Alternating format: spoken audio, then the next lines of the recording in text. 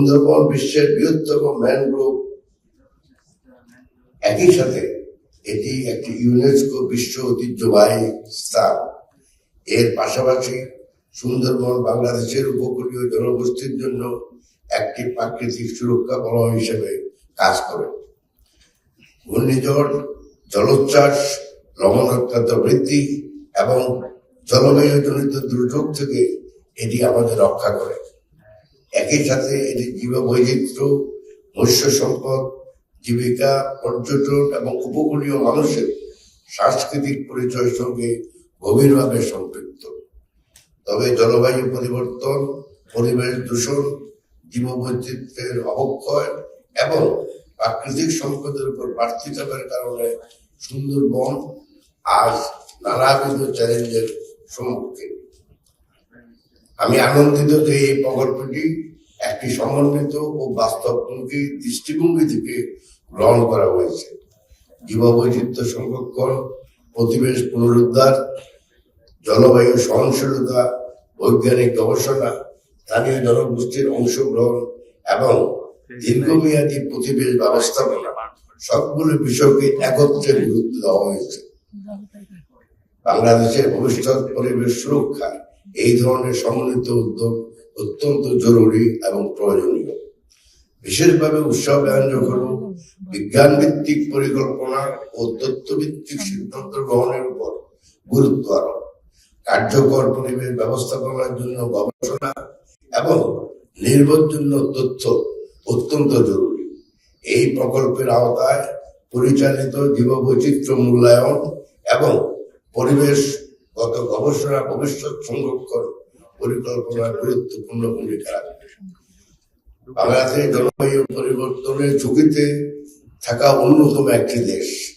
ম্যানগ্রোভের মতো উপকূলীয় পরিবেশ আমাদের অন্যতম প্রাকৃতিক প্রতিরক্ষা ব্যবস্থা।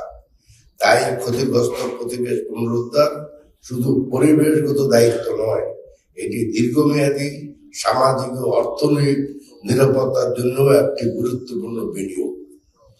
বর্তমানে বিশ্বজুড়ে জলবায়ু ঝুঁকি মোকাবেলা, জীবিকা সুরক্ষা ও পরিবেশগত সেবা জোরদারে নেচার বেসড সলিউশন এর গুরুত্ব ক্রমশ বৃদ্ধি পাচ্ছে। বাংলাদেশকেও বাস্তবমুখী ও বিস্তৃত উদ্যোগের মাধ্যমে সেই পথেই এগিয়ে যেতে হবে। মানুষকে সঙ্গে নেওয়া ছাড়া সংরক্ষণ কার্যক্রম সফল হয় না। সুন্দরবন সংলগ্ন জনগোষ্ঠী এই বন রক্ষার গুরুত্বপূর্ণ অংশীদার। তাদের অভিজ্ঞতা, অংশগ্রহণ এবং দায়িত্বশীল ভূমিকা দীর্ঘমেয়াদী সংরক্ষণ ও স্থিতিশীলতার জন্য অপরিহার্য। সম্মানিত উপস্থিতিবৃন্দ, বাংলাদেশ সরকার পরিবেশ সংরক্ষণ, জীববৈচিত্র্য রক্ষা, জলবায়ু অভিযোজন এবং প্রাকৃতিক সম্পদের টেকসই ব্যবস্থাপনায় দৃঢ়ভাবে প্রতিজ্ঞাবদ্ধ।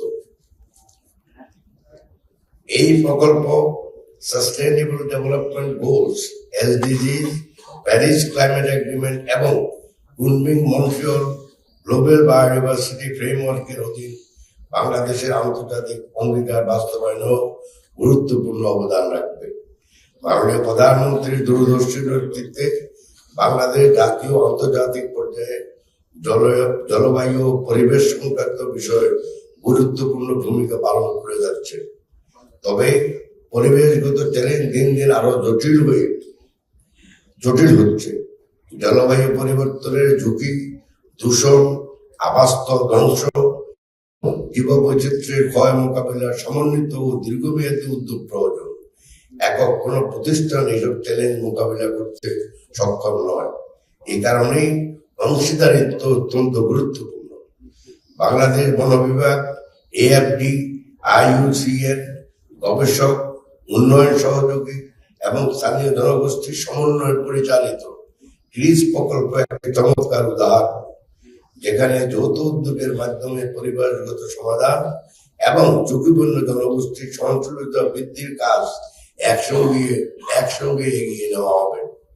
গ্রিসের মতো প্রকল্পের মাধ্যমে আমরা পরিবেশ পুনরুদ্ধার, বৈজ্ঞানিক জ্ঞান বৃদ্ধি, জীববৈচিত্র্য সংরক্ষণ, স্থানীয় জনগোষ্ঠীর সহায়তা এবং ভবিষ্যৎ প্রজন্মের জন্য দীর্ঘমেয়াদী পরিবেশগত স্থিতিশীলতা নিশ্চিত করার একটা গুরুত্বপূর্ণ সুযোগ পাব। আমি আশা করি এই উদ্যোগ শুধু গুরুত্বপূর্ণ সংরক্ষণ ফলাফলে বই আনবে না, বরং দীর্ঘমেয়াদী শিক্ষা, শক্তিশালী প্রাতিষ্ঠানিক সহযোগিতা এবং টেকসই পরিবেশ ব্যবস্থাপনার কার্যকর একটি মডেলও তৈরি করবে।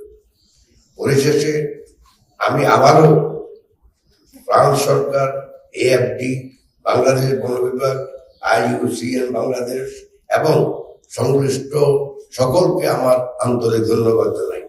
আমি ক্রিস প্রকল্পের সার্বিক সাফল্য কামনা করি।